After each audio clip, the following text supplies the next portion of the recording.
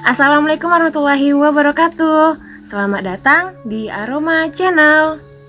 Semoga kita semua selalu dalam keadaan sehat walafiat. Amin. Nah, konten kali ini kita akan membahas tentang legenda. Apa itu legenda?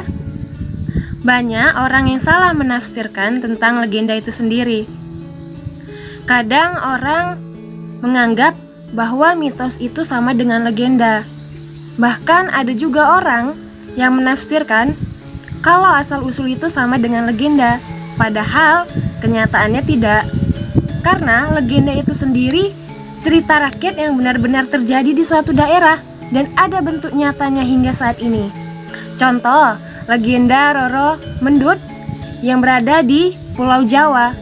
Bukti nyatanya yaitu masih ada makam Roro Mendut dan Prana Citra, di mana legenda Roro Mendut itu akhir ceritanya adalah meninggalnya seorang Roro Mendut dan kekasihnya yaitu Prana Citra yang dikuburkan bersebelahan, dan makam Roro Mendut dan Prana Citra masih ada di Pulau Jawa yaitu di Yogyakarta.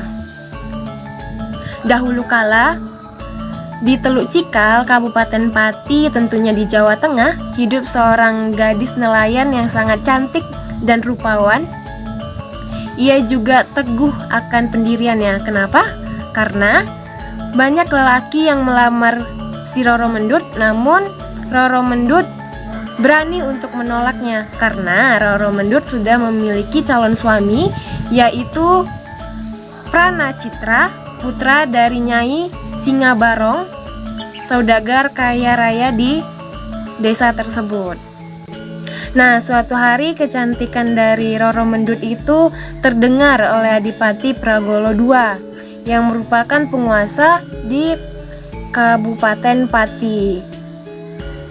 Beliau berusaha membujuk Roro Mendut untuk dijadikan selir olehnya, namun Roro menolaknya. Karena Adipati merasa dikecewakan, maka Adipati mengutus para pengawalnya untuk menculik Roro Mendut. Nah, hari itu ketika Roro menjemur ikan di pinggir pantai, datanglah para utusan Adipati Pragolo II untuk menculik Roro. "Ayo gadis cantik, ikut kami ke keraton," seru salah satu pengawal Adipati Pragolo II. Tentunya Roro meronta-ronta untuk menolak ajakan para pengawal tersebut. Lepaskan aku tidak mau menjadi selir Adipati Pragolo karena aku sudah memiliki kekasih." Meskipun Roro meronta-ronta, para pengawal tetap menggeret Roro naik ke dalam kuda dan membawanya ke keraton.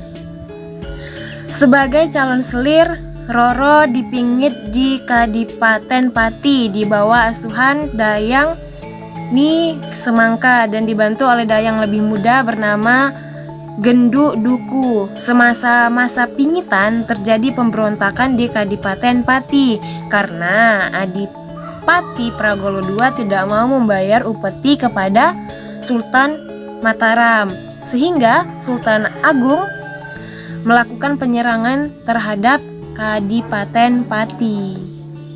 Menurut cerita, Sultan Agung tidak dapat menghabisi Adipati Pragolo II secara langsung karena Adipati Pragolo II menggunakan baju zirah, sehingga Ki Nayadharma mengajukan diri untuk menghabisi Adipati secara langsung dengan berbekalan tombak baru kelinting. Pada serangan pertama, tombak tersebut dapat ditepis oleh Adipati. Namun ketika Adipati Pragolo II lengah ataupun lagi nggak berdaya, diserang oleh Ki Nayadharma sehingga akhirnya serangan itu menuju ke bagian tubuh yang tidak terlindungi oleh baju zirah, dan akhirnya pun Adipati Pragolo II tewas ataupun meninggal dunia.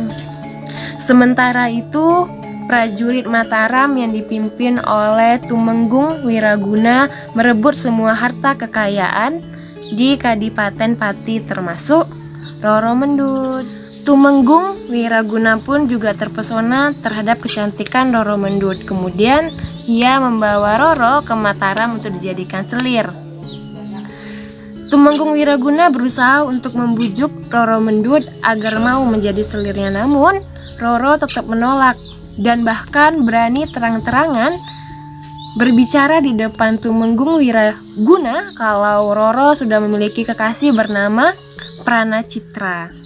Baiklah Roro, jikalau engkau tak mau menjadi selirku, maka engkau wajib membayar pajak kepada Mataram, ancam Tumenggung Wiraguna. Dengan ancaman begitu, Roro tidak pernah gentar dengan pendiriannya. Dia tetap tidak akan mau menjadi selir Tumenggung Wiraguna. Karena Roro masih berada di pengawasan prajurit Mataram, maka Roro meminta izin kepada Tumenggung Wiraguna untuk berjualan di pasar. Tumenggung memberikan izin dan Roro pun berjualan rokok di pasar. Rokok dagangannya habis. Bahkan puntung rokok Roro pun ada yang menawarkannya untuk dibeli. Suatu hari ketika Roro Mendut berjualan di pasar, Pranacitra datang untuk menemuinya. Pranacitra berusaha mencari jalan agar bisa membawa Roro Mendut lari dari Mataram. Sesampainya di rumah, Roro bercerita kepada salah satu selir Wiraguna yaitu Putri Arumardi. Roro tahu persis bahwa Putri tidak mau kalau Wiraguna menambah selir lagi.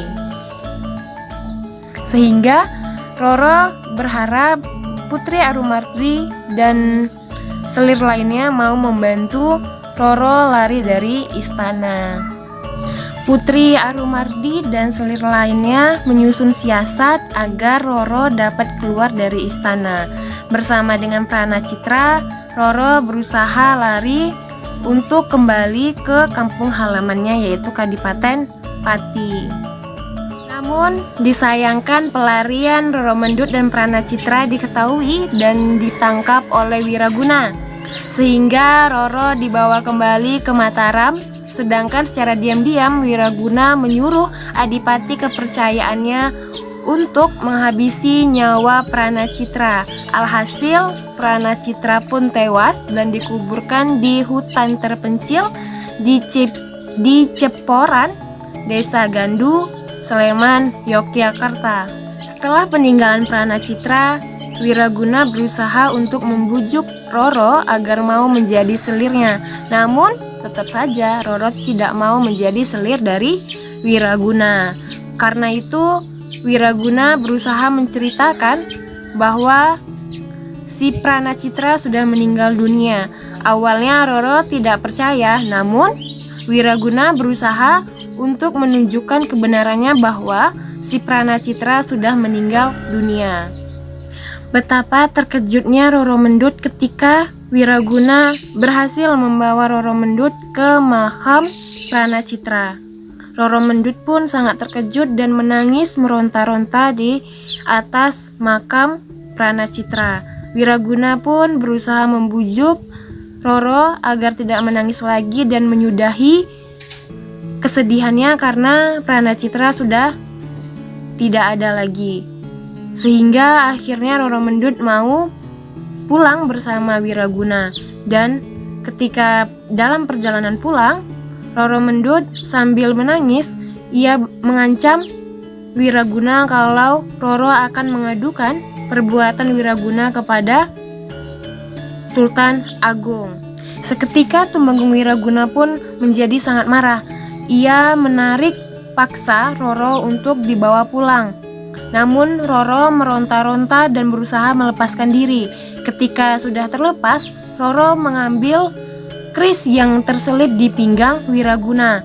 Dan Roro pun berlari menuju makam kekasihnya yaitu Pranacitra dan menusukkan keris itu ke tubuh Roro. Roro pun akhirnya roboh dan tewas di samping makam kekasihnya. Wiraguna pun menyesali perbuatannya. Sehingga untuk menebus kesalahannya, Wiraguna menguburkan Roro dalam satu liang dengan makam kekasihnya, yaitu makam Pranacitra.